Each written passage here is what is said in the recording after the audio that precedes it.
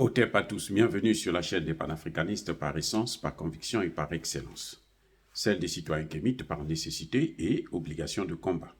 Nous sommes une chaîne qui n'est guidée que par nos ancêtres et rien que par les ancêtres qui appartiennent à l'égrégore du monde noir. Par conséquent, nous ne croyons en aucun Dieu venu de l'étranger. Toutefois, cette vidéo n'est aucunement destinée à inciter à la haine ou à la violence, car nous menons un combat qui est d'abord et avant tout spirituel, intellectuel et démocratique.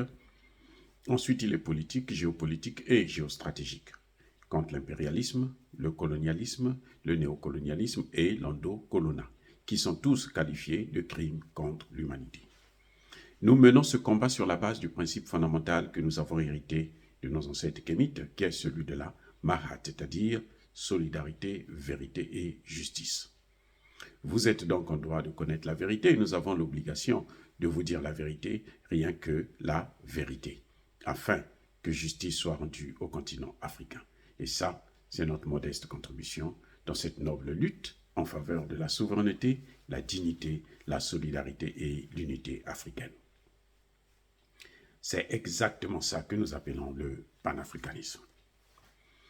Bien-aimés frères et sœurs, les mensonges de Joe Biden et de leurs médias mensonges comme CNN sont mis à découvert aujourd'hui. Qu'est-ce qui s'est passé aux États-Unis?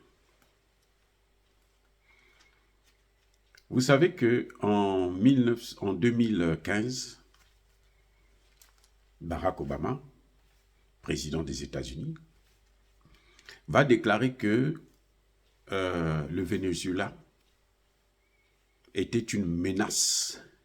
C'était une menace pour la sécurité américaine.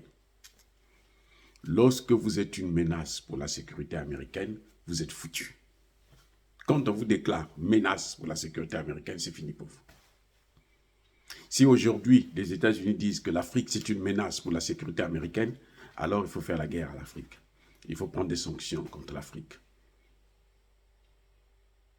Quand ils ont pris les sanctions, parce que les Africains ont soutenu Poutine, ils n'avaient pas déclaré que c'est une menace. Ils avaient seulement dit, ah, il faut maintenant faire des problèmes à ces gens-là.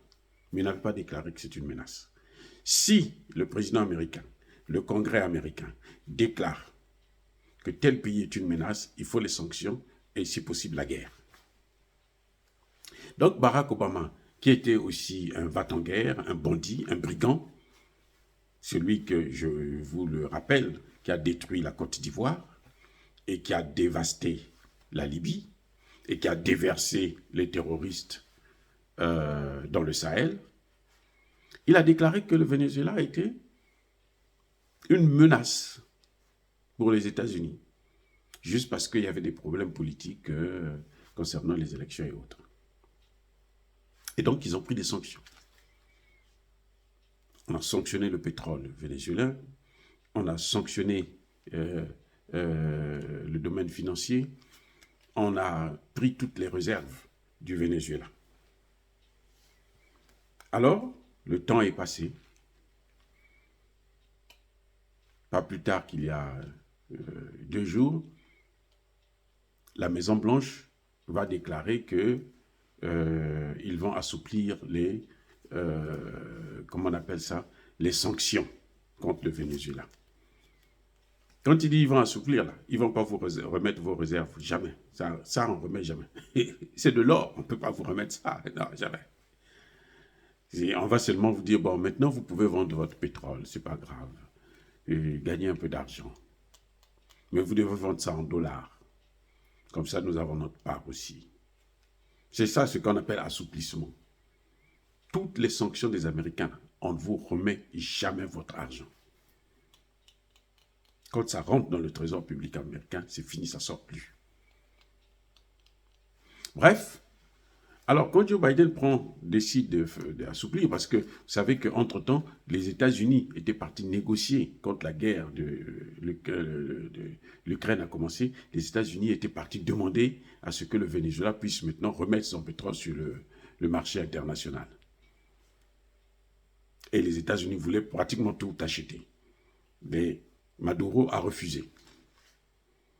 Donc, ils ont négocié, ils n'ont pas pu. Et maintenant, ils se sont dit, bon, on va assouplir les sanctions parce qu'on dirait que le type là est très fâché contre nous. On va assouplir les sanctions un peu pour l'amadouer. Et puis bon, on va... Hein. Donc, pour intéresser le public américain, pour que les Américains ne puissent pas trouver que, mais attendez, qu'est-ce qui se passe? Pourquoi vous avez sanctionné un pays et puis aujourd'hui vous dites, mais ça c'est fini, qu'est-ce qui se passe? Ils vont charger donc CNN de déclarer que, en fait, il y a eu des négociations entre les États-Unis et le Venezuela pour que on puisse arriver à l'assouplissement des sanctions. Donc cet assouplissement des sanctions était conditionné par l'organisation des élections, et ces élections qui seront organisées au Venezuela devraient être surveillées et plutôt organisées d'ailleurs en collaboration avec des États étrangers et notamment les États-Unis. Donc c'est eux qui voulaient venir contrôler les élections. Et comme je l'ai toujours dit, c'est ça là, ce qu'on appelle la démocratie occidentale, nommer un nouveau président, pas Maduro. Donc CNN va faire cette propagande. En fait, ce n'est pas pour les Vénézuéliens, mais c'est pour le peuple américain. Parce que vous avez pris des sanctions, le peuple américain veut savoir pourquoi vous avez pris ces sanctions. Il faut le justifier. Donc pour justifier, on va mentir. On va faire croire aux Américains que non, c'est parce que, bon, ils ont déclaré, ils ont accepté qu'ils vont maintenant organiser des élections et nous allons superviser ces élections. C'est nous qui sommes les maîtres de la démocratie. Nous allons leur apprendre la démocratie. Comme ils ont accepté de suivre notre pas, donc maintenant, on peut assouplir les sanctions. Voilà ce que ça veut dire. Et là, le président Maduro va réagir. Il dit, non mais attendez, mais ces gens-là... les sanctions, là, c'est depuis 2023. C'est vrai, ça fragilise certains États. Maintenant, c'est un peu différent parce qu'il y a la Chine, il y a la Russie qui sont là. Mais sinon, avant, c'était très, très, très difficile. Quand les Américains vous pointent du doigt comme ça, vous êtes mort, vous êtes fini. Pour vous relever, ça devient compliqué. Mais quand même, bon, avec les BRICS, avec tous ces pays de l'Est, la Chine et la Russie, le Venezuela a pu s'en sortir. Et depuis un certain temps, le Venezuela frappe à la porte des BRICS. Cuba frappe à la porte des BRICS. Et tout le monde condamne maintenant l'attitude des États-Unis en Amérique. Donc les gens n'ont plus peur. Alors, Maduro va dire non.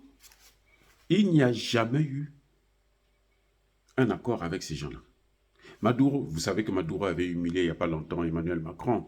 Hein, Emmanuel Macron est venu s'agenouiller devant lui pour demander pardon parce qu'il voulait quand même que Maduro puisse le reconnaître, alors que Emmanuel Macron n'avait pas reconnu le pouvoir de Maduro. Comme il a fait avec Tchani, il n'avait pas reconnu. Après, il est venu encore la tête entre les cuisses pour venir solliciter de l'aide. Bref, Maduro a dit, nous allons instaurer la démocratie. Oui, notre démocratie à nous, à notre manière, sans ingérence extérieure. Maduro a été clair, pas question de l'ingérence des États-Unis. Nous ne voulons aucune influence étrangère. Ce que les États-Unis sont en train de faire, c'est de l'ingérence dans les affaires intérieures d'un État souverain. Et que nous ne soutenons pas ça. Nous n'accepterons pas ça. Et nous n'avons jamais accepté ça. Et nous n'accepterons jamais cette attitude hégémonique des États-Unis. Ils n'ont qu'à nous laisser tranquilles. S'ils veulent garder les sanctions, eh bien qu'ils continuent à maintenir ces sanctions. S'ils veulent les lever, ils n'ont qu'à les lever sans aucune condition.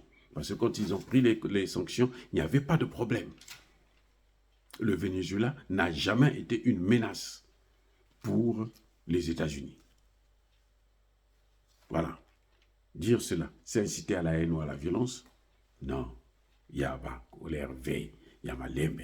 Encore une fois de plus, bien-aimés frères et sœurs, soyez bénis, je persiste et je signe, soyez abondamment bénis par le Dieu des Kémites et par nos ancêtres angélisés.